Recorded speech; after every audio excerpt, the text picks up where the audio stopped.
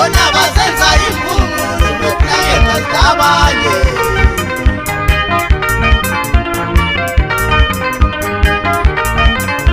Siphoqwa yiwo laba bathuntumbulo wethu abanamahloni ngalokho abakwenzayo, bazenza imikhaza behlangeka zabanye.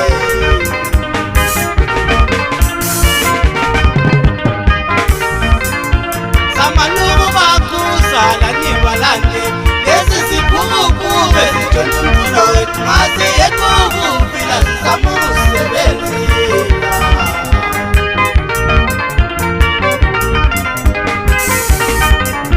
Samanuku bakuzala nibalande lezi ziphukuphuku ezithuntumbulo wethu, masiye kubuvila sizama ukusebenzela.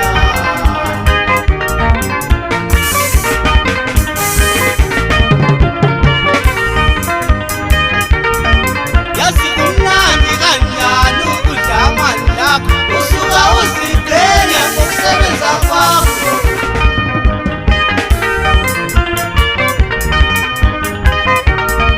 Yazi kumnandi kanjani ukudla amandla akho. Usuka uziqhenya ngokusebenza kwakho. Ukhululekile njalo ungena kumesaba.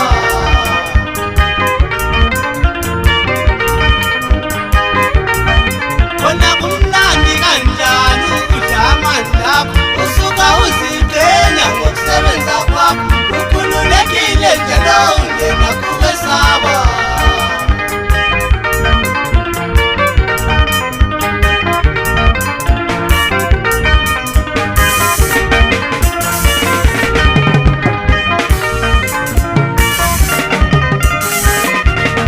Yazizwa ukuthi sithini sitholatole.